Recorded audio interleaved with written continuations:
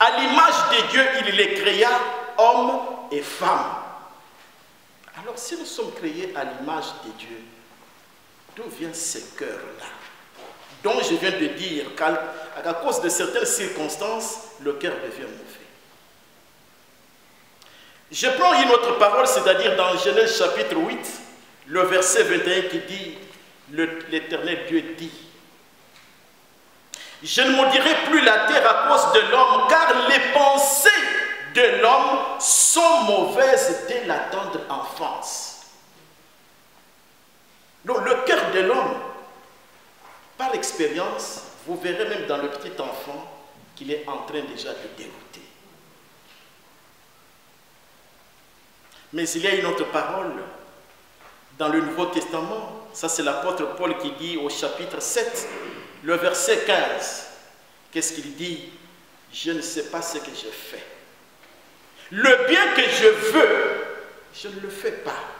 Mais le mal que je hais, voilà ce que je fais. » Toujours au chapitre 7 de la lettre aux Romains, au verset 25, l'apôtre Paul dit, « Malheureux que je suis. Qui me délivrera de ce corps de péché? Qui me délivrera de ce corps de la mort? » Voilà une expérience malheureuse que fait l'homme. C'est que l'homme voudrait faire le bien, mais il se rend compte qu'il est en train de faire le mal.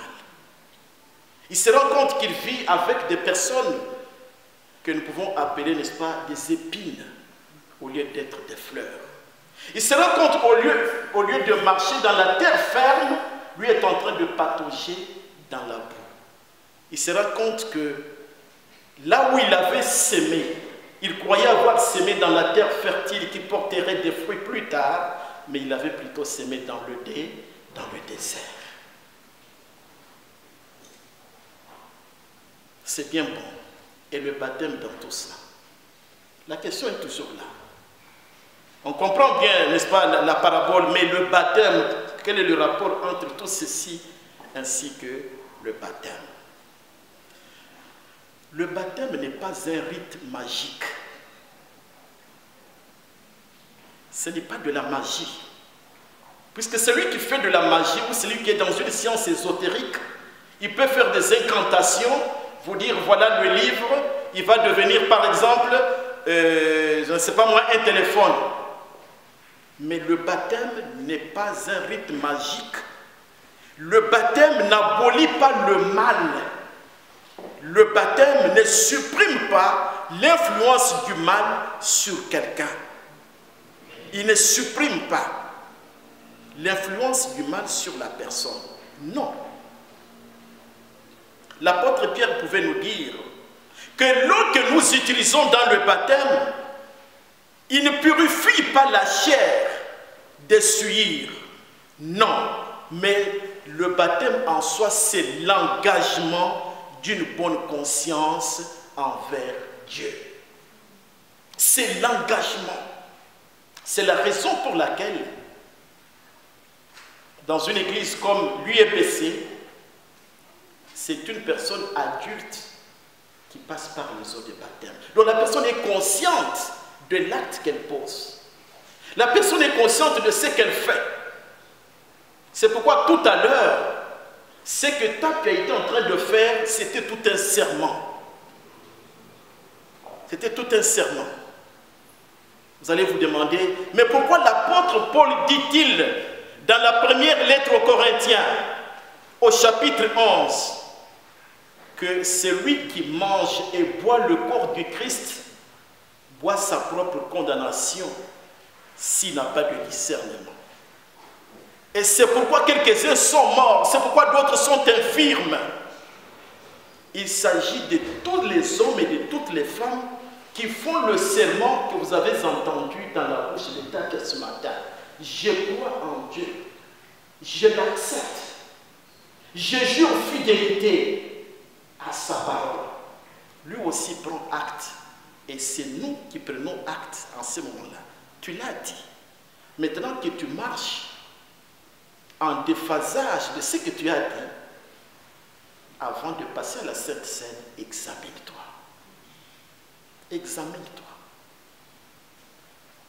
Je pouvais prendre encore un autre exemple dans la vie sociale, mais je vais revenir puisque nous devons me concentrer sur le baptême. Mes bien-aimés en Christ, comme je le disais, ce n'est pas un rite magique, mais c'est un engagement. Et cet engagement, notre enfant l'a pris dans la société où elle vit. Elle a pris cet engagement au milieu de ses collègues, dans sa propre famille. C'est pourquoi la parabole du semeur devient, n'est-ce pas, un terreau pour comprendre notre rôle à nous tous sur le cœur de cet enfant. Quel est mon rôle à moi, pasteur, à l'égard de cet enfant? Quel est mon rôle à moi, choriste, à l'égard de cet enfant? Quel est le rôle à moi, ancien de l'Église, à son égard? Le rôle de moi, fidèle de cette Église, à l'égard de Tapia. C'est cela tout le problème qui est là.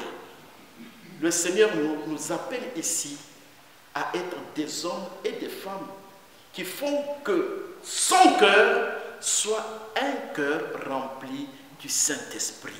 Grâce à nous, grâce à ce que nous faisons, grâce aux paroles que nous lui dirons. C'est cela que je voudrais lui dire ce matin. Tu as pris un serment, nous tous nous avons été témoins, nous sommes là pour t'encourager, nous sommes là pour t'accompagner, nous tous les anciens de l'Église, nous tous la chorale, nous tous la famille, nous tous les pasteurs, nous sommes là pour t'encourager, pour te dire, allons de l'avant, allons de l'autre bord. Je prie vraiment que Dieu bénisse la chorale May qui t'accompagne un peu partout. Elle chante tellement bien que j'ai l'impression que les anges descendent. Félicitations la chorale May. Mais je voulais dire quelque chose, faites très attention, il y a la chorale d'hommes. Vous avez déjà entendu parler de la chorale d'hommes? Vous l'avez déjà entendu chanter?